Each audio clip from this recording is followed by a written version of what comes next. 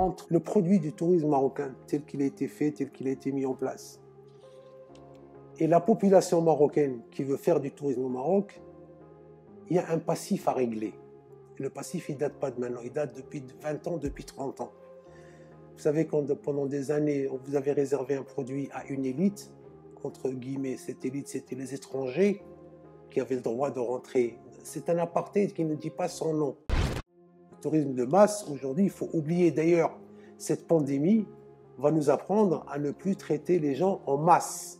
Parce que les gens vont chercher de l'espace, ils vont vouloir respirer, ils vont vouloir être loin les uns des autres.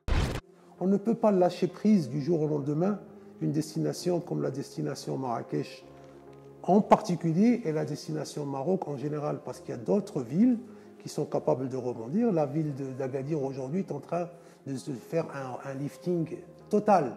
Ils sont en train de revoir tous leurs hôtels parce que c'est une destination balnéaire par excellence avec Agadir et avec Tarazout. Et parce qu'il y a une volonté aussi derrière, politique. Il y a toujours une volonté. Je pense que même au niveau de Marrakech aujourd'hui, personne ne peut dire qu'il n'y a pas une volonté pour faire repartir la destination. Ou alors ça serait du suicide. Est-ce que vous comprenez le jeu du GPBM, le groupement professionnel des banques du Maroc, vis-à-vis des opérateurs du secteur? C'est à l'État de prendre la mesure par rapport à ça et de dire aux banques, je m'engage moi à ce que je prends les intérêts, vous arrêtez, les intérêts d'Elcom seront payés au moment où ces gens-là vont sortir de la crise. Et là, on aurait poussé un ouf de soulagement parce qu'aujourd'hui, avec ce coup près qui risque de tomber sur la tête des entreprises et des salariés, vous vous rendez compte, quand on parle des 2000 dirhams, la fameuse indemnité Covid, qui est virée directement sur le compte bancaire du salarié, eh bien, quand elle arrive, elle ne sert plus à rien parce que c'est la banque qui la prend, parce que le salarié avait déjà contracté des crédits avant la crise. Il y en a qui ont acheté des voitures, il y en a qui ont acheté une maison, il y en a qui ont pris des crédits à la consommation, il y en a qui ont des enfants à nourrir et tout ça. Et aujourd'hui, avec la moitié d'un salaire, voire le un tiers d'un salaire qui est garanti par l'État des 2000 dirhams, ça ne le fera pas. Ça ne le fera pas. Et les banques, elles se sont servies en premier lieu alors qu'ils devaient s'arrêter pendant cette période. Le tourisme a besoin d'une quête de sens, n'est-ce pas, M. Zemelani? Exactement. Fawzi Zemelani, bonjour. Bonjour, c'est Ayoub. Ça va, vous allez bien? Alhamdulillah, ça pourrait aller mieux. Alors avant d'entamer notre échange, dites un peu à celles et à ceux qui nous regardent et qui nous écoutent qui vous êtes. Rapidement, je suis natif de Marrakech. Je suis tombé dans le tourisme très jeune. J'étais destiné à une autre vie, puisqu'au départ j'étais un enseignant. Je me suis mis dans l'enseignement au départ, et en cours de route j'ai bifurqué, et je me suis retrouvé dans le tourisme que j'ai adopté comme mode de vie. Donc j'y suis depuis les années 80, et mon Dieu, s'il n'y avait pas cette pandémie, je m'en sortirais très bien. Mais j'aime ce que je fais, je suis voyagiste de formation, je me suis formé tout seul sur le tas. J'essaie de donner la meilleure image de mon pays, de ma destination, j'essaie de la mettre en valeur et j'essaie également que le métier que je fais serve à quelque chose qui soit utile et qui soit digne de ce que nous représentons pour le pays, pour le tourisme, avec une complémentarité, avec l'ensemble des métiers qui confectionnent le microcosme du tourisme, l'écosystème du tourisme, et vivre en bonne intelligence avec l'hébergement et l'hôtellerie, et tout type d'hôtellerie, que ce soit les hôtels classés, que ce soit les riads et les maisons d'hôtes, que ce soit les gîtes, pourquoi pas demain des campings, pourquoi pas de l'hôtellerie en plein air, vivre également avec un écosystème composé d'êtres humains, de femmes et d'hommes aujourd'hui qui peuvent apporter quelque chose à ce tourisme. Je parlerai par exemple des guides touristiques aujourd'hui qui sont formés pour faire connaître la destination Maroc. Je parlerai également de tous ces nouveaux métiers du tourisme qui sont là et qui enrichissent l'expérience touristique. Je parle par exemple du conducteur de calèche. Aujourd'hui, il est introduit dans l'écosystème, on ne peut pas s'en séparer. Je parlerai de celui qui vend le jus d'orange sur la place Jamel Fna. Je parlerai de la dame qui fait le henné sur la place Jamel Fna, cet artiste. Je parlerai du conteur d'histoire. Je parlerai enfin de toutes ces personnes aujourd'hui que l'on remarque, qu'on ne remarquait pas dans le temps, mais que l'on voit aujourd'hui parce qu'ils sont au bout du rouleau avec cette pandémie et qui n'arrivent plus à vivre de ce qu'ils ont appris en l'espace de 10, 15, voire les 20 dernières années. C'est damné de la cité ocre. C'est ce qu'on pourrait appeler les damnés. Mais non, les damnés, c'est un terme très fort, parce que de toutes les manières, il faut toujours rester confiant et il faut garder l'espoir que ce n'est que passager et qu'on s'en sortira et qu'on repartira sur autre chose. Mais il faut dire que le tourisme ne se limite pas uniquement aux professionnels du tourisme, entre guillemets, que l'on connaît, c'est-à-dire hôteliers, agents de voyage, guides, transporteurs, restaurateurs. Et il y a aujourd'hui des nouveaux métiers qui se sont mis en place sur le tourisme et que l'on découvre au fur et à mesure. Ceux qui auraient pu penser, il y a 15 ans de ça, qu'on pouvait visiter Marrakech vue d'en haut grâce aux montgolfières. Aujourd'hui, vous avez 5 ou 6 sociétés de montgolfières qui sont venues s'installer à Marrakech et qui donnent un autre angle de vue sur la destination et sur la ville de Marrakech. Donc, vous avez l'intime conviction que c'est une zone de turbulence et qu'on va arriver à la dépasser? Normalement oui, parce qu'il faudra qu'on y arrive, parce que de toutes les manières, il va falloir qu'on s'adapte. Même si ce virus est là pour beaucoup de temps, parce qu'il ne va pas s'éteindre du jour au lendemain. Vous avez vu, on est dans une course contre la montre par rapport à ce virus. Et j'ai l'impression, comme je l'ai déjà écrit, qu'il a 2 ou 3 coups d'avance sur nous à chaque fois. Donc, on ne sait pas comment le maîtriser. Mais si on continue aujourd'hui juste à s'enfermer et à fermer les portes, eh ben, il va avoir le dernier mot. Donc, il faut à un moment donné apprendre à vivre avec ce virus, se dire il existe, en employant des moyens pour pouvoir le contrer, tels que les gestes barrières, tels que se laver les mains, mettre un masque, respecter les distances avec les personnes, et puis ne pas faire n'importe quoi. Il faut éviter les endroits où il y a beaucoup de monde. Et donc tout cela se fera au fur et à mesure. Et puis on a une chance. On a une chance inouïe, c'est qu'un vaccin a été trouvé. On n'aurait jamais pu penser que le vaccin allait être trouvé dans un laps de temps si court. Aujourd'hui, on a plusieurs vaccins qui sont en circulation. Au niveau de notre pays, le nécessaire a été fait pour vacciner un maximum de personnes. Nous sommes à plus de 22 millions de Marocains vaccinés, avec au moins 2 doses. On a à peu près 2,5 millions qui ont la 3e dose. Et je pense que les doses, on va en avoir d'autres. On ne va pas s'arrêter à la 3e, il y aura une 4e, il y aura une 5e. Et on fera avec. Et puis bon, le nécessaire a été fait par rapport à ça. Mais... C'est vrai que la crise sanitaire est révélatrice un peu de la vulnérabilité de l'industrie touristique. Mais j'aimerais m'arrêter sur la dialectique un tout petit peu. À partir de quel moment on parle d'industrie du tourisme? Est-ce qu'on peut évoquer la notion, le concept, enfin plutôt le terme d'industrie de tourisme au Maroc? Alors, on peut parler d'industrie touristique, dont malheureusement le meilleur exemple que nous avons, c'est la destination Marrakech, puisque tout a été axé, malheureusement encore une fois, sur le tourisme. Donc c'est une véritable industrie, parce qu'il y a plusieurs corps de métiers qui sont imbriqués les uns dans les autres et qui forment cet écosystème aujourd'hui. Donc c'est une industrie. On ne va pas parler d'artisanat du tourisme. C'était l'artisanat dans les années 70, les années 80, on bricolait dans le tourisme. Aujourd'hui, il y a quand même des infrastructures, il y a quand même des moyens de mobilité qui sont hyper importants. On a un réseau d'autoroutes très important au niveau du Maroc. On a mis en place le Borak, le train rapide. Il y a aujourd'hui des véhicules de transport touristique qui sont de très grande qualité. Nous avons des hôtels qui sont de bonne facture. Nous avons des ressources humaines qui sont bien formées. Et on est encore en train d'en former d'autres.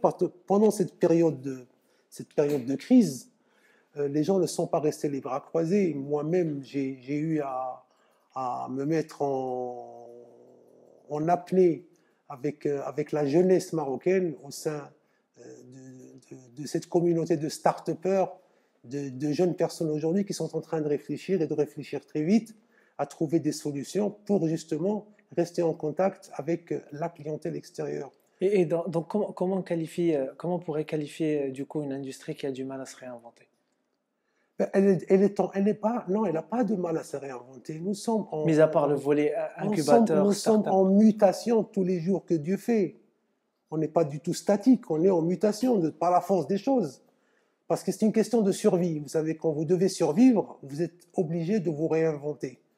on ne va pas se laisser aller. Donc il y a un changement qui va se faire, qui se fera bien sûr dans la douleur pour certains, qui se fera plus facilement pour d'autres, mais le changement va avoir lieu. Et puis, pourquoi je continue à y croire? Parce que la nature humaine, elle est faite de telle manière que les gens continueront à voyager. Ce n'est pas cette crise-là qui va empêcher les gens de voyager, de découvrir d'autres pays. Seulement, il va falloir que nous, au niveau du Maroc, nous soyons prêts pour accueillir ces voyageurs de demain, ce flux de personnes qui vont venir et leur donner l'envie de venir et de découvrir notre pays. Et nous avons énormément d'atouts. J'ai l'impression tout de même que le secteur touristique a été délaissé par l'État.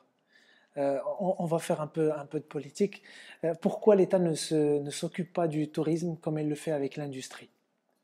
Est-ce qu'il y a une raison idéologique peut-être derrière un tel choix? Il ne peut pas y avoir de raison idéologique. On a essayé de nous vendre une raison idéologique.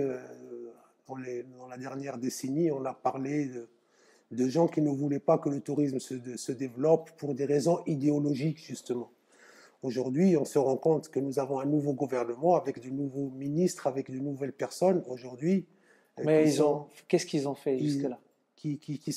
Absolument, qu'est-ce qu'ils ont fait par rapport aux autres? Ils n'ont pas fait grand-chose. Moi, j'ai l'impression qu'au niveau du tourisme, c'est parce que nous sommes un secteur résilient, que nous nous sommes toujours sortis des crises, mais on en est toujours sortis nous-mêmes. Mais vous savez, les crises qu'on a eu à affronter sont des crises qui ont duré 2 mois, 3 mois, voire 6 mois.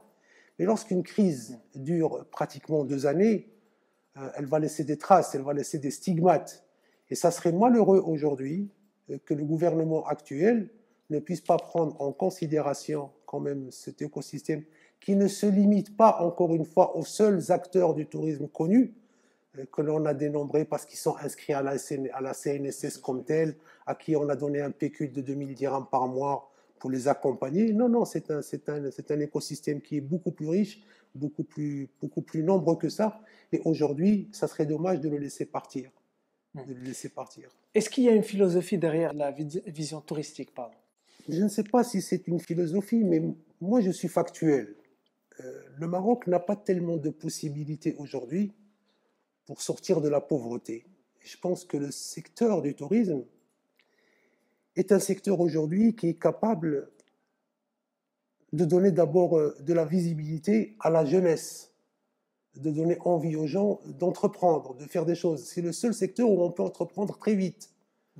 On n'a pas besoin de formation très poussée parce qu'on apprend sur le tard. J'en suis le pur produit.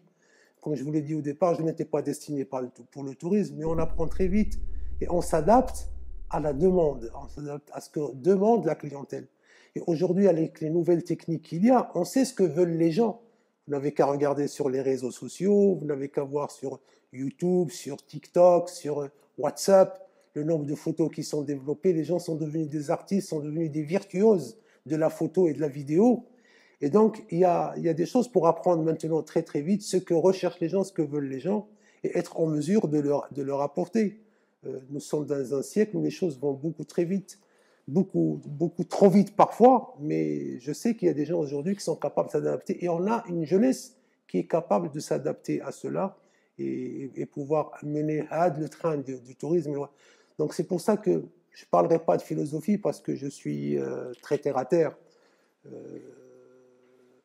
Je dis que le tourisme est capable aujourd'hui de tirer l'économie marocaine vers le haut. Mais il faut lui donner le moyen de s'exprimer. On ne peut pas aujourd'hui juste l'enfermer, fermer les portes, fermer les fenêtres et empêcher les gens de respirer. Ça ne le fera pas. D'accord. Il faut qu'on puisse y arriver. Et aujourd'hui, parlons un peu de l'impact sur l'économie. Le tourisme est une industrie fragile. Si on devait employer le mot industrie encore une fois, dans des villes qui dépendent entièrement du tourisme, comme Marrakech et Essaouira par exemple, l'économie locale est mise à terre et l'impact social est indéniable. Ces gens-là qui sont en train d'attendre en ce moment et qui ne changent pas de métier, à votre avis, est-ce qu'ils ont raison d'attendre? Ils attendent par la force des choses. C'est pas qu'ils ont raison d'attendre, parce qu'il n'y a pas d'autre alternative pour le moment. C'est vrai, vous avez soulevé le problème de la mono-activité d'une destination comme Marrakech qui est axée sur le tourisme. C'est un sujet que j'ai abordé et sur lequel j'ai réfléchi et sur lequel on devrait très rapidement trouver des solutions. La ville de Marrakech, elle peut aujourd'hui, en l'espace de 6 mois, 1 an, devenir une formidable cité universitaire, parce qu'elle a tous les atouts. Elle présente la sécurité pour les gens. Vous savez qu'aujourd'hui, quand quelqu'un veut envoyer ses enfants faire des études et qu'il veut se séparer de ses enfants pendant un laps de temps, il aimerait bien que ses enfants partent dans un endroit qui est sécurisé. La ville de Marrakech, la région de Marrakech et la ville de Marrakech est sécurisée. Donc on peut le faire. Maintenant, il va falloir nouer des partenariats avec des universités internationales. Aujourd'hui, tout le monde veut faire des études de hautes études dans des pays tels que le Royaume-Uni ou le Canada ou les États-Unis. Et ça coûte très cher. Et les gens n'ont pas les moyens de payer ça. Pourquoi ne pas penser dès maintenant à faire des partenariats avec des grandes universités et déplacer les professeurs ici, d'autant plus aujourd'hui qu'on peut faire des études via Internet. Il y a des profs qui peuvent donner des cours via Internet et former des gens de qualité. On a déjà commencé à le faire par rapport au secondaire dans certaines écoles. J'ai vu que, par exemple, à Marrakech, il y a aujourd'hui des écoles anglaises, des écoles canadiennes. On peut pousser plus loin pour avoir des grandes universités. Et puis, la ville de Marrakech se prête à ça. On a une université Qadi Iyad qui fonctionne très très bien. Il faudrait justement permettre à ces étudiants aujourd'hui de profiter de cette destination. Vous avez un tas d'hôtels aujourd'hui qui ne fonctionnent pas, qui sont fermés et que l'on peut du jour au lendemain transformer en espace d'habitation pour les étudiants. On peut faire des campus universitaires. Et vous avez un formidable campus qui est à Marrakech et qu'on peut transformer en l'espace de 6 mois. Du côté de Sinlalia, il y a 4 ou 5 hôtels qui sont complètement fermés. Si on ouvre ça et qu'on permet à des étudiants de venir habiter dans des chambres d'étudiants vraiment pas chères, avec vraiment l'infrastructure qu'il faut, comme ils font aujourd'hui dans des villes en Angleterre telles que Bath, telles que Liverpool, telles que Londres, et bien là, vous allez avoir des gens qui vont venir, aussi bien marocains, si les études sont bien faites et que c'est des partenariats avec des grandes universités. Et tout de suite, vous allez avoir une autre activité qui va se mettre en place. Et puis surtout, on va avoir une mixité avec une génération de jeunes qui va se frotter à la génération des anciens, comme moi et comme d'autres personnes, et faire une autre émulsion. Et c'est un autre tourisme qui va se mettre en place et qui se met... Autre piste aujourd'hui pour la destination Marrakech, c'est développer les tournages de films. Marrakech est connu pour être un studio à ciel ouvert. Pourquoi ne pas se lancer aujourd'hui dans le tournage de films et inviter des grosses productions à venir faire leurs films ici? Et là, vous allez créer toute une infrastructure avec des gens qui vont venir ici tourner. Il fait beau pratiquement 365 jours par an. Il y a une lumière qui est extraordinaire. Nous avons des alentours qui sont fabuleux. On a un désert à 25 km de Marrakech, le désert d'Agafay. On a la mer à 170 km à Essaouira. Donc on a tout ce qu'il faut aujourd'hui pour faire des choses. Il faut juste le mettre. Il y a des pays qui ont fait ça avant nous, qui l'ont bien fait. En Italie, comment ils se sont développés, comment ils ont fait connaître leur destination? En créant Cinecittà à Milan, à Rome, pardon. Comment ils font en Inde? Il y a Bollywood. Comment ils font dans d'autres pays? Ils sont en train de développer l'industrie du cinéma qui sera l'industrie de demain. Et c'est l'industrie aujourd'hui qui a tiré son épingle du jeu durant cette pandémie. Bien sûr, les salles de cinéma sont restées fermées, mais quand vous prenez des plateformes de streaming telles que Netflix, qui elles ont engrangé des bénéfices énormes, ça veut dire qu'il y a des films qui se sont faits, des films qui se sont tournés, et on pourrait également lancer ça. Et puis, il y a également un tourisme de bien-être aujourd'hui. Marrakech peut également offrir un tourisme de bien-être et un tourisme de santé. On a aujourd'hui une floraison de cliniques à Marrakech qui se sont ouvertes pour la cardiologie, pour les dents, pour les cheveux, pour le ventre, pour tout ce qui s'ensuit.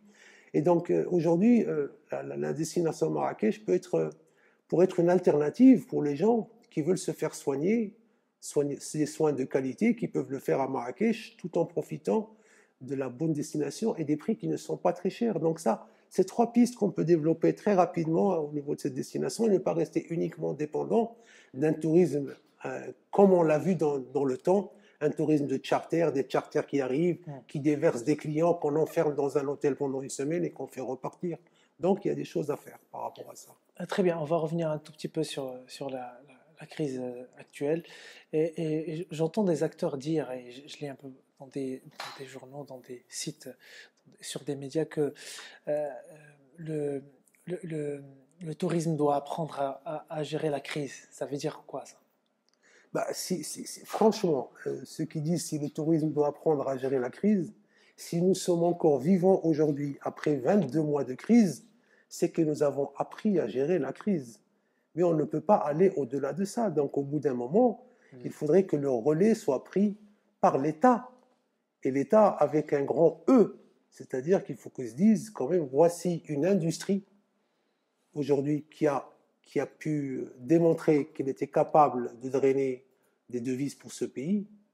Vous savez que jusqu'à 2019, on était la première industrie, loin devant toutes les autres, à ramener à peu près 80 milliards de dirhams au Maroc. Dans la balance commerciale, nous étions mieux placés que les travailleurs émigrés. Parce qu'il y a une grande partie qui est rapatriée par le travailleur immigré. On a fait mieux que l'automobile, on a fait mieux que l'aéronautique. C'est le tourisme qui a fait ça. Et il a fait ça en créant en plus des emplois au niveau de la destination Maroc et en donnant de la visibilité aux jeunes. Mais tout cela risque de tomber comme un château de cartes si rien n'a été fait. Donc on a tenu le coup pendant 22 mois. Maintenant, il serait temps que le relais soit pris et qu'on puisse aller de l'avant et gérer, non pas la crise, mais gérer le virus, gérer cette pandémie. Et on est capable de la gérer aujourd'hui. Aujourd'hui, dans le secteur du tourisme, les hôteliers, par exemple, les propriétaires de maisons d'hôtes et de riad, ils ont les éléments aujourd'hui pour sauvegarder les gens. Et l'État lui-même peut le faire. Si les gens sont vaccinés, qu'on leur impose en plus un test PCR ou un test antigénique, qu'est-ce qui les empêcherait à venir passer des vacances? Et si les gestes barrières sont respectés, qu'est-ce qui empêcherait les gens à venir? Au lieu de nous enfermer sur nous-mêmes et de ne pas nous ouvrir vers... C'est ce qui a été fait dans d'autres pays, comme Dubaï par exemple, ils ont fait ça, ils ont réussi, comme la Turquie, ils ont également réussi à faire ça. Donc il va falloir le gérer à un moment ou à un autre. Mais valeur aujourd'hui, il est impossible aujourd'hui de continuer dans cet état-là. Donc gérer la crise, nous, je pense que le secteur du tourisme est capable de la gérer. Il y a suffisamment d'hommes et de femmes aujourd'hui qui sont au courant de comment les choses, et ils pourront le gérer, vu que l'État aujourd'hui ne peut pas pourvoir à tous. C'est déjà pas mal ce qui a été fait avec la vaccination, avec toutes les mesures qui ont été prises, mais aller au-delà de ça, on n'est pas un pays comme la France ou comme l'Union européenne. Le quoi qu'il en coûte ne sera jamais utilisé au Maroc. Ça a été utilisé en France, mais au Maroc, ici, on n'a pas les moyens de le faire. Donc voilà la réalité de la chose. Quid du tourisme interne? Alors là, c'est un autre sujet, le tourisme interne. Le tourisme interne. J'ai rencontré, pour la petite histoire, j'ai rencontré un propriétaire d'une agence de voyage à Essaouira. Il m'a dit, avec tout le respect que j'ai pour le touriste marocain, nous, on compte uniquement sur les étrangers. Ça, ça résume un peu, enfin, l'état d'esprit de... Moi, je pense que entre le tourisme marocain et le produit du tourisme marocain tel qu'il a été fait, tel qu'il a été mis en place, et la population marocaine qui veut faire du tourisme au Maroc, il y a un passif à régler. Le passif, il ne date pas de maintenant, il date depuis 20 ans, depuis 30 ans. Vous savez, quand pendant des années, vous avez réservé un produit à une élite, entre guillemets, cette élite, c'était les étrangers qui avaient le droit de rentrer. C'est un apartheid qui ne dit pas son nom. Il y avait des gens qui avaient le droit d'aller dans un hôtel, dans les boîtes de nuit, dans des endroits, et les Marocains n'y avaient pas le droit. Le seul droit qu'ils avaient, c'était de regarder les gens rentrer et sortir, alors que rien n'était écrit, c'est-à-dire que personne ne les a jamais interdits de rentrer dans un hôtel ou dans un restaurant. Mais donc il y a eu tout de suite un rejet qui a été fait. Et moi, j'ai vécu ça pendant la première crise du Golfe. Je ne sais pas si tu étais né à cette période-là, mais pendant la première crise du Golfe, le tourisme s'était arrêté du jour au lendemain. On n'avait plus un seul touriste dans la destination Maroc et encore plus à Marrakech. Et ça a duré 1 mois et demi. C'était l'invasion du Koweït par l'Irak. C'était les États-Unis qui avaient engagé la guerre avec Saddam Hussein. C'est la première guerre du Golfe. Donc du coup, il n'y avait plus un seul avion qui venait au Maroc et il n'y avait plus un seul touriste qui circulait au Maroc. Et la guerre n'a pas duré longtemps, elle a duré 1 mois et demi, elle s'est arrêtée. Et la première respiration que nous avons eue au niveau du tourisme, c'était, je me rappelle, un 3 mars, qui coïncidait avec la fête du trône. Et là, on a libéré les Marocains qui étaient opprimés, qui étaient oppressés. Les Marocains ont voyagé en masse. Et les professionnels du tourisme avaient fait des tarifs inimaginables. Vous imaginez des hôtels 5 étoiles qui étaient vendus à 400 dirhams la nuit, des hôtels, des trucs impossibles. Et donc, on a eu beaucoup de personnes qui sont venues. Et cette première rencontre, j'ai l'impression que les Marocains nous en voulaient un peu, nous, les professionnels du tourisme, de les avoir regardés du mauvais œil pendant des années. Vous voyez, il n'y a que nous aujourd'hui pour venir. Et donc, depuis cette période-là, j'ai l'impression qu'il y a un passif qu'on n'arrive pas à régler entre nous et les Marocains. Et il va falloir le régler très rapidement parce que, qu'on le veuille ou pas, aujourd'hui, les Marocains représentent à peu près 30% de la capacité hôtelière marocaine. Il y a 30% de Marocains qui voyagent dans les hôtels au Maroc et qui sont bien reçus. Et les Marocains dépensent énormément. Les Marocains aujourd'hui dépensent mieux que certains touristes, plus que certains touristes. Donc, il y a juste... et ce passif-là, il n'a pas un rapport avec le prix, les tarifs adoptés par les hôteliers, par exemple? Ça pouvait se dire dans les années 80, dans les années 90. Mais aujourd'hui, franchement, Mais là, quand on voit les prix, par exemple, depuis la fermeture des liaisons aériennes, oui. Et les prix, on a des baisses des promotions de 10, 15, maximum 20%. Vous savez, est-ce que vous trouvez ce genre de tarifs adaptés au pouvoir d'achat marocain? Non, il n'est pas adapté au pouvoir d'achat, mais comme vous le dites si bien, on est en période de crise. Et les hôtels, aujourd'hui, parce que si on se base uniquement sur l'hôtellerie, bien sûr que les tarifs ne sont pas à la portée des nationaux, mais l'hôtelier qui est resté fermé pendant 6 mois, 8 mois, 10 mois, 20 mois, et qui ouvre aujourd'hui, vous pensez qu'il est prêt à faire des tarifs râler pas crête et à vendre à perte? Il espère lui aussi se refaire s'il y a une véritable demande. C'est juste l'effet de l'offre et de la demande. Mais maintenant, l'effet volume aussi. Mais l'effet volume, il est très vite calculé. Si vous prenez le nombre de Marocains qui voyagent et qui vont dans les hôtels, ils ne sont pas nombreux. Ouais. Même s'il fait des efforts incommensurables, il n'arrive pas à remplir à 100% son hôtel, il va le remplir à 30, 40%, mais ça ne le fera pas plus. Et puis pendant une période donnée, parce que les Marocains ne sont pas en vacances 365 jours par an. C'est juste des périodes de l'année qui sont connues, ça dépend des vacances scolaires, et puis ça dépend surtout du pouvoir d'achat du père de famille ou du couple marocain, et son pouvoir d'achat n'est pas extraordinaire. Et là surtout on parlait d'une catégorie assez spécifique, parce que partir en vacances au Maroc n'est pas vraiment on va dire quelque chose d'accessible pour le Marocain moyen. Je suis tout à fait d'accord avec vous, d'ailleurs c'est la raison pour laquelle en 2012, j'avais proposé personnellement de mettre en place un chèque vacances. Un chèque vacances, l'idée du chèque vacances, c'est quoi? C'est de donner une prime aux travailleurs marocains, une prime qui sera donnée par l'employeur, mais dans laquelle le salarié marocain va également participer, parce que le Marocain, il est prêt à faire des économies. Mais comment il peut faire des économies avec un SMIC de 2700 dirhams? C'est-à-dire, ils font des économies sur moins que ça. Les Marocains, ils ont cette habitude, quand ils veulent arriver à un objectif, et surtout quand il s'agit de leurs enfants, ils sont capables de se serrer la ceinture et de mettre des économies de côté pour y arriver. Mais s'il est tout seul à le faire, ça ne le fera pas. Par contre, si lui fait un peu, et que son employeur lui met la même chose, et qu'il lui permette véritablement de passer des vacances. Parce que jusqu'à présent, les Marocains ne passent pas de vacances, ils partent en congé. Oui, d'accord. Ils partent en congé, c'est-à-dire qu'ils s'arrêtent de travailler, mais ils ne partent pas vraiment en vacances. Et si c'est les vacances, c'est aller chez la famille et descendre et dormir à plusieurs dans une chambre et se donner les pieds en tête bêche dans les lits pour dormir ensemble, c'est pas vraiment des vacances. Il y a toujours quelqu'un à la fin qui ne passe pas de vacances, c'est la mère de famille, c'est le cousin chez qui on est allé, et ça ne le fera pas. Donc l'idée du chèque vacances est une idée qui a son sens, et on pourra le développer si vous le voulez plus tard, mais c'est quelque chose qui a du sens énormément. Et puis il y a aussi autre chose. J'avais également proposé dans le temps de séparer les vacances des écoles marocaines avec les vacances des écoles européennes.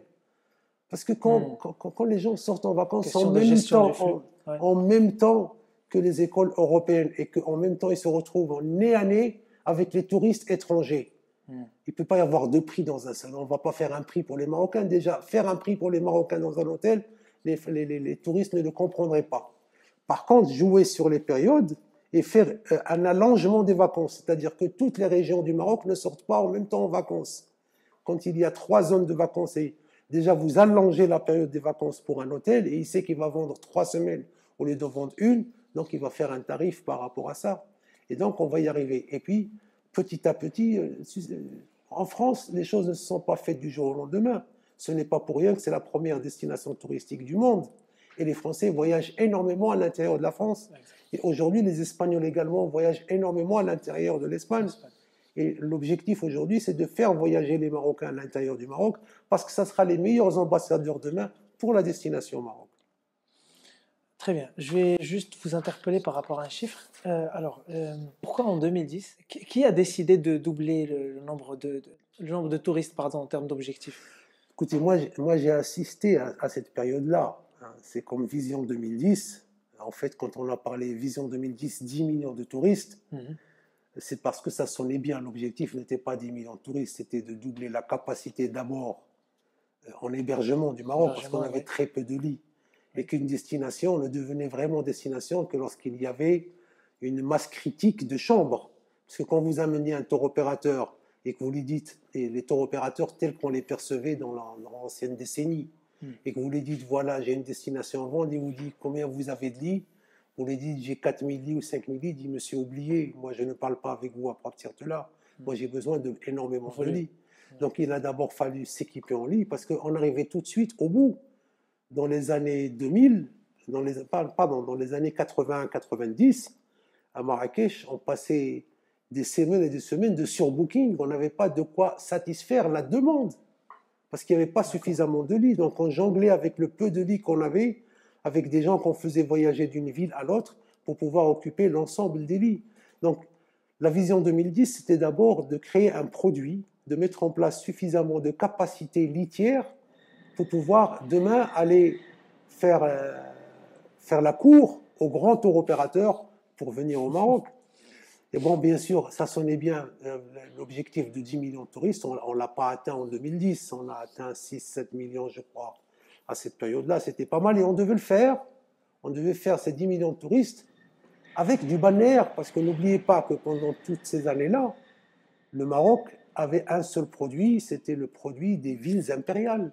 Il y avait très peu de balnéaires. Or, le tourisme dans le monde, tout le monde sait que c'est du balnéaire. Et quand vous avez une seule station, qui est la station d'Agadir, dans le temps, avec le peu de lits qu'il y avait dedans, vous ne pouvez pas dire on va doubler le nombre de touristes. Et donc, puis même après, quand on avait développé l'offre balnéaire, ça a donné quoi? Mais l'offre balnéaire, on ne l'a jamais eu. Valeur aujourd'hui, on vient d'ouvrir enfin une station digne de ce nom, c'est la station de Tarazout. On a ouvert en 2009 au forceps la station de Seydia, mais qui n'a pas répondu aux attentes des gens. Et puis entre-temps, il y a un tas de choses qui devaient se faire qui ne s'est pas fait. Donc quand le produit n'est pas là, quand l'offre n'est pas là, la demande ne se fait pas. Et on va se bagarrer avec qui? Avec la station de Seydia, elle ouvre uniquement en été. Et en été, vous avez toute la Méditerranée qui ouvre. Vous avez la Turquie, vous avez l'Italie, vous avez la Grèce, vous avez l'Égypte, vous avez la Tunisie, vous avez Israël. Tous ces gens-là ouvrent en été, donc on était vraiment petit par rapport à ça. Donc l'offre balnéaire, elle n'était pas suffisante et on n'a pas suffisamment travaillé sur l'autre offre. La seule destination qui a tiré son épingle du jeu, et aujourd'hui on le paye très cher, c'est la destination Marrakech et qui n'était pas du tout conçue pour cela. Marrakech n'était pas du tout conçu pour cela. C'est le Black Swan. Absolument, c'est le Black Swan, comme tu dis, le canard noir. Ouais. Et finalement, elle a réussi à tirer son épingle du jeu, chose qu'elle paye très cher aujourd'hui, parce que s'étant uniquement concentré sur le tourisme et n'ayant pas développé autre chose, aujourd'hui on se retrouve comme le dindon de la farce. Quand on part dans des destinations comme Istanbul, Kuala Lumpur, on a l'impression d'être dans une seule offre globale, cohérente. Ce qui n'est pas le cas à Marrakech, Par exemple, quand on sort de l'hôtel, on a une espèce de dissonance entre l'expérience qu'on peut avoir à l'hôtel et à l'extérieur. Que peut-on faire pour avoir une offre globale, cohérente et du coup compétitive? Je ne suis pas d'accord avec vous, surtout au niveau de Marrakech. Marrakech, il y a énormément d'efforts qui ont été faits dans la ville pour la rendre agréable et attractive. On a fait de beaux jardins, on a de très belles avenues. On a aujourd'hui une offre d'animation qui n'existait pas il y a 10 ans de cela. Aujourd'hui, vous avez plusieurs musées. Aujourd'hui, et on a soigné quelques problématiques que nous avions. Par exemple, il y a un problème qui est récurrent aujourd'hui quand un touriste se balade, c'est les toilettes. Il n'y a pas de toilettes publiques. Exact. Donc ça aussi, c'est un L'incivisme problème. aussi. Plus l'incivisme, tout cela, ce sont des choses qu'on a vécues, mais à mon avis, je crois qu'on les a dépassées à un moment ou à un autre, parce que dès que le niveau de vie de la population marrakchi a augmenté, que les gens ont été occupés, ils se sont arrêtés de harceler les touristes. Parce qu'on harcèle les touristes, qu'on n'a rien d'autre à faire, on va passer devant soi. L'exploitation des espaces publics, vous en Voilà. faites quoi? Donc, c'est à l'ordre du jour. Oui, l'exploitation des espaces publics, mais ça ne touche pas uniquement le touriste, parce que si on prend juste maintenant où il n'y a pas de touristes, l'espace public est toujours exploité. Quand vous passez sur l'avenue Mohamed V à Marrakech, vous avez le Farracha qui sont là en train d'essayer de vendre des choses. C'est pas normal, il y a des choses qui doivent évoluer. Mais bon, tout cela dépend bien sûr de la gestion de la ville par les élus. C'est eux, c'est leur travail, c'est à eux de faire ça. Parce que les Marocains en eux-mêmes, je ne pense pas qu'il y ait d'incivilité par rapport à ça. Aujourd'hui, il y a des gens qui font attention et vous n'avez qu'à prendre aujourd'hui dans les quartiers résidentiels à Marrakech, les quartiers sont propres. Pourquoi? Parce que les gens nettoient devant chez eux, les gens vident leurs poubelles, les gens font le travail. Même dans les Sidi Youssef Ben Ali, qui est un quartier, on ne peut pas dire c'est un quartier riche, le quartier il est propre. Les gens balayent devant leur porte. Les choses sont clean. Pourquoi? Parce qu'ils savent que c'est leur environnement. Mais maintenant, là où le bas blesse, au niveau du Maroc, vous avez parlé d'environnement, vous avez un produit qui a énormément baissé au Maroc. C'est le fameux circuit des villes impériales et le sud marocain. Pourquoi? Parce que la porte d'entrée et de sortie du Maroc étant la destination Marrakech, Marrakech a évolué très vite, avec des hôtels de qualité, avec des prestations de qualité. Mais dès que vous quittez la ville de Marrakech et que vous partez vers Bni Mellal, vers Khouribga, vers Ouarzazate, vers Zagora, vers, là, les hôtels n'ont pas tellement changé. Vous savez qu'on travaille avec d'hôtellerie qui datent encore des années 80. Et donc, quand vous avez un client que vous avez mis dans un 4 étoiles à Marrakech, qui se retrouve dans un 4 étoiles dans le sud ou dans l'Atlas, et que ce 4 étoiles n'a pas été revu et corrigé depuis des années, quand il rentre de circuit, il vous dit, bon, les paysages sont merveilleux, mais l'hôtel où on était ne répondait pas aux standards auxquels je m'entendais. Donc, il y a un produit à revoir par rapport à ça. Aujourd'hui, les gens préfèrent non pas aller dans de l'hôtellerie classique, mais ils préfèrent aller aujourd'hui dans des maisons d'hôtes, dans des petites casbahs qui n'aspirent pas vraiment au grand luxe, mais au moins qui répondent à la demande des clients. Donc il y a quelque chose à faire par rapport à ça. Je voudrais vous poser une question sur le tourisme de masse. Pourquoi on a du mal à se positionner dans le tourisme de masse pour des destinations comme Agadir ou Marrakech d'ailleurs? Comment vous dites qu'on a du mal à se positionner sur les tourismes? J'ai pas l'impression que Marrakech il va falloir d'abord qu'on vérifie ce postulat de départ, mais j'ai pas l'impression que Marrakech est une destination de tourisme de masse. Eh ben c'est tant mieux, parce que le tourisme de masse, oui, le tourisme de masse, comme son nom l'indique, c'est des charters qui viennent et qui déversent des tonnes de touristes. Et aujourd'hui, des destinations qui se respectent, telles que Venise par exemple, ne veulent plus de ce genre de tourisme. Aujourd'hui, ce n'est pas le tourisme que les gens recherchent. Aujourd'hui, on voudrait un tourisme à haute valeur ajoutée. On est prêt à recevoir moins de clients, mais qui peuvent dépenser plus d'argent. On peut faire les deux. Si vous prenez par exemple, fait les deux. Oui, Istanbul, les deux aussi. Non. Istanbul, c'est différent. D'abord, Istanbul, elle est beaucoup plus grande qu'une destination comme Marrakech. Et c'est pas du tout le même tourisme. Aujourd'hui, on a essayé ce tourisme-là dans les années 80. On n'a vécu qu'avec le tourisme de masse. C'était des charters entiers qui arrivaient, des gens qui rentraient, qui restaient une semaine dans un hôtel et qui repartaient au bout d'une semaine. Maintenant, quand vous faites le détail à la fin de la semaine, qu'est-ce qu'ils ont gaspillé, qu'est-ce qu'ils ont laissé, ils n'ont pas laissé grand-chose. Aujourd'hui, le mode pour recevoir des clients au Maroc, il a complètement changé. Vous savez bien qu'on a fait l'Open Sky en 2006, Ouais. qu'il n'y a plus un monopole. Aujourd'hui, nous avons des low cost qui viennent à Marrakech et qui ramènent des gens pour pas grand-chose. Les billets d'avion ne coûtent pas très cher, donc n'importe qui peut voyager. Donc ce sont des gens qui privilégient de prendre un vol pas cher, mais qui préfèrent garder leur argent pour le gaspiller en le dépensant sur place. Quand vous avez un billet d'avion qui vous coûte 500 € et que vous n'avez que 250 € à gaspiller sur place, en fait, c'est rien qui prend le maximum.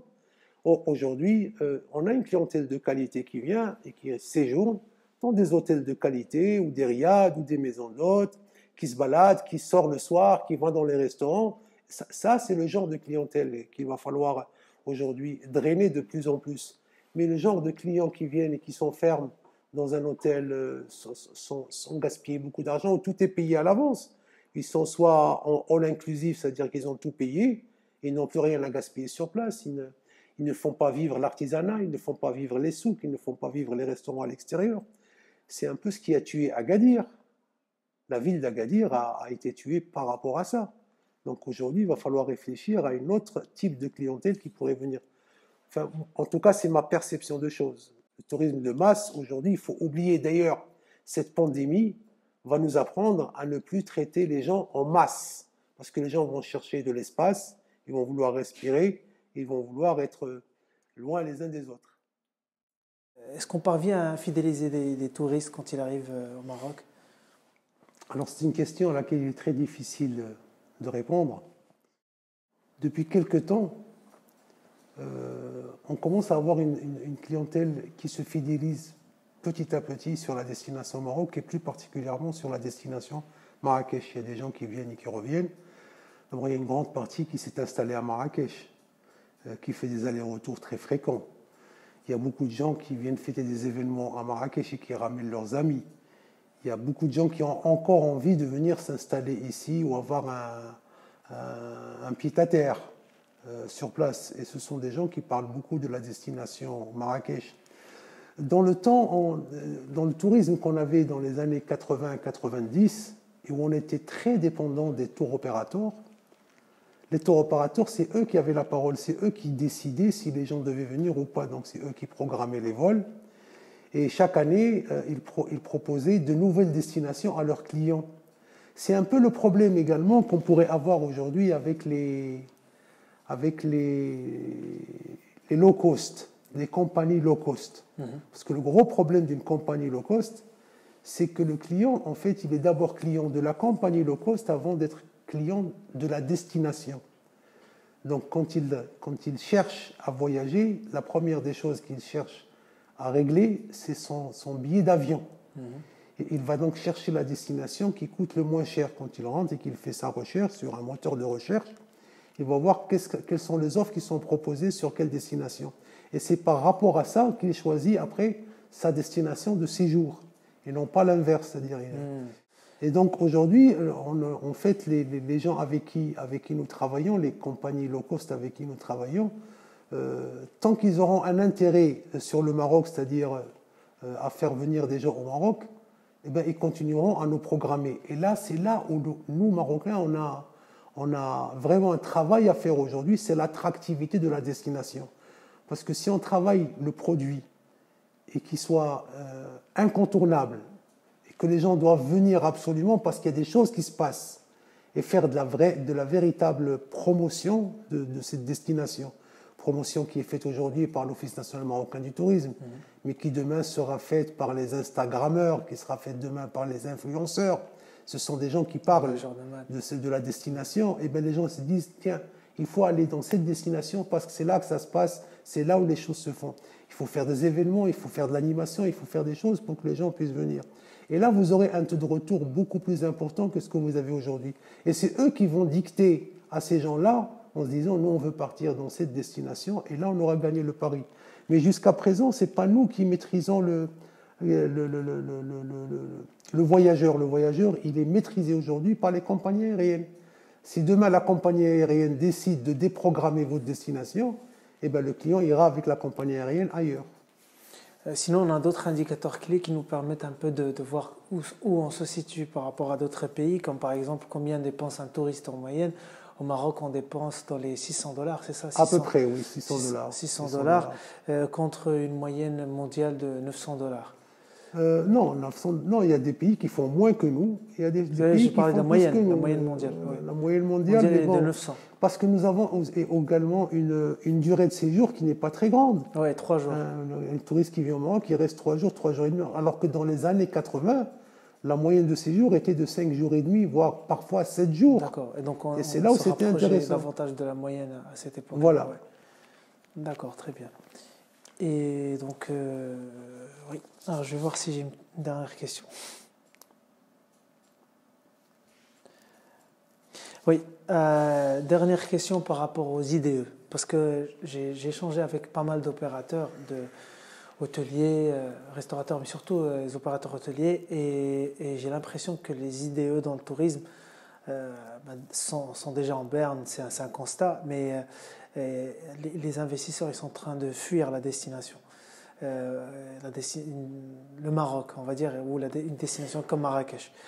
Comment donner du sens et un peu de visibilité à ces opérateurs-là et pour qu'une destination comme Marrakech devienne compétitive à l'international?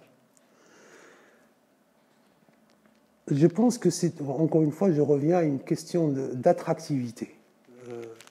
Quand vous avez le produit et que le produit plaît, et que les gens le demandent, les investisseurs viendront investir ici, viendront acheter ici. Et donc aujourd'hui, je pense qu'il ne faut pas se baser sur cette crise pour se dire que c'est mort, que c'est fini, que les gens vont se détourner. Non, non. Il y a des gens qui sont en l'affût aujourd'hui pour faire des bonnes affaires. Il y a des gens qui sont en l'affût, il y a des gens qui achètent aujourd'hui des riads, des maisons d'hôtes, des hôtels, et qui attendent. Parce que cette crise, comme je vous l'ai dit au début, ne sera pas éternelle. Enfin, je l'espère. Je l'espère. Et que les gens continueront à voyager. Donc la destination, elle est aujourd'hui bien assise en tant que destination. Et le tout, c'est de se préparer à cette sortie de crise pour pouvoir justement récupérer notre aura, telle qu'on l'a toujours eue sur Marrakech. Et Marrakech repartira très très vite. Elle va pas mettre beaucoup de temps. Mais entre-temps, il faut que les entreprises touristiques soient prêtes pour cela. Or, pour qu'elles soient prêtes, il faut aujourd'hui, elles ont besoin d'un coup de main, d'un sérieux coup de main de la part de l'État pour pouvoir repartir.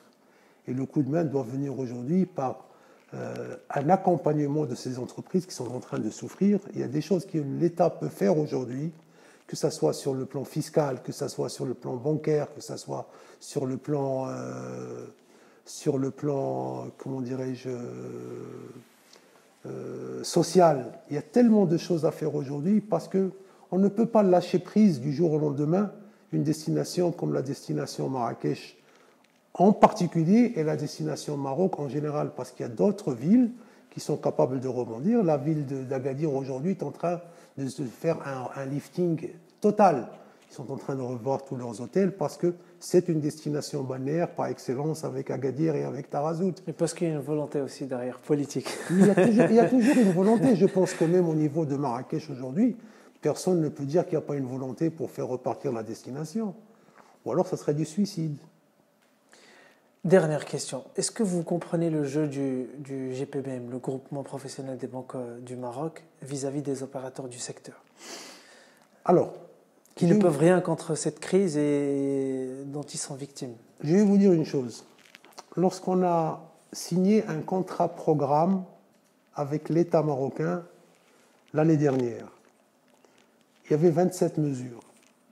Et parmi ces mesures, il y avait une mesure, 22, la mesure 7, 27 21 mesures. D'accord. 21 mesures. 21. il y avait la mesure 7 qui parlait d'un moratoire. Qu'est-ce que le moratoire? Le moratoire devait en fait assurer les professionnels que tous leurs crédits, les crédits des entreprises et les crédits des salariés, seraient gelés pendant toutes les périodes que durerait la crise. C'est-à-dire que les gens n'auraient rien à payer pendant cette période-là. Et en plus, il n'y aurait ni agio, ni chose à payer par la suite. Et que tout rentrerait dans l'ordre lorsque les choses... C'est-à-dire faire un arrêt sur image sur l'activité, mais d'un côté comme de l'autre. Et ça, c'était un engagement qui a été pris par l'État marocain, pas par le GPBM. Le GPBM est un acteur exactement comme nous, nous sommes des acteurs. Donc il fallait juste lui assurer, l'État devait dire, je suis garant que ces entreprises payeront tous leurs crédits, mais entre-temps, même les agios bancaires, même les trucs, c'est l'État qui prend en charge, c'est l'État qui va le payer. Et là, on aurait eu un autre discours. Mais ça a été signé, acté sur du papier, mais ça n'a jamais été exécuté. Le banquier, par essence, c'est un banquier. Ce n'est pas quelqu'un qui va nous faire un cadeau. Il ne va pas faire des cadeaux. Il n'est pas là pour ça. Ce n'est pas son métier. Il n'est pas habitué à ça. Le banquier vous prête de l'argent et vous devez lui rendre cet argent avec les intérêts. S'il n'a pas d'intérêt, il ne sert à rien. Les intérêts devaient être pris en charge par l'État et c'était la seule manière de pouvoir s'en sortir et d'aider ce secteur à s'en sortir. Et bon, on est dans un contexte aussi conjoncturel où les taux d'intérêt sont très bas et donc on pouvait bien négatif sûr le faire, mais c'est ce qui a été fait dans d'autres pays. Ouais. Je ne parle pas d'argent hélicoptère, on n'a pas distribué de l'argent, mais juste dire, surtout pour ceux qui étaient déjà engagés et qui étaient des entreprises viables, qui travaillaient, qui gagnaient de l'argent et qui aujourd'hui on a fragilisé avec cette crise. C'est à l'État de prendre la mesure par rapport à ça et de dire aux banques, je m'engage moi à ce que je prends les intérêts, vous arrêtez, les intérêts d'Elcom seront payés au moment où ces gens-là vont sortir de la crise. Et là, on aurait poussé un ouf de soulagement parce qu'aujourd'hui, avec ce coup près qui risque de tomber sur la tête des entreprises et des salariés, vous vous rendez compte, quand on parle des 2000 dirhams, la fameuse indemnité Covid, qui est virée directement sur le compte bancaire du salarié, et bien quand elle arrive, elle ne sert plus à rien parce que c'est la banque qui la prend, parce que le salarié avait déjà contracté des crédits avant la crise. Il y en a qui ont acheté des voitures, il y en a qui ont acheté une maison, il y en a qui ont pris des crédits à la consommation, il y en a qui ont des enfants à nourrir et tout ça. Et aujourd'hui, avec la moitié d'un salaire, voire le 1/3 d'un salaire qui est garanti par l'État des 2000 dirhams, ça ne le fera pas. Ça ne le fera pas. Et les banques, elles se sont servies en premier lieu, alors qu'ils devaient s'arrêter pendant cette période-là, n'ont rien touché, et reprendre lorsque les choses... Et je pense que l'État doit également être aussi optimiste que je le suis, en se disant, cette crise ne va pas durer, ces gens vont reprendre. Aujourd'hui, quand on le voit agir de cette manière-là, on se demande si eux-mêmes croient en la reprise de la vie d'avant, la reprise du tourisme demain ou après-demain. Donc on se pose la question. Professeur Fawzi Zmrani, merci beaucoup. Bon, merci beaucoup, merci à vous, en espérant que cela pourra servir à faire avancer la cause du tourisme national, tout simplement. Merci. Merci.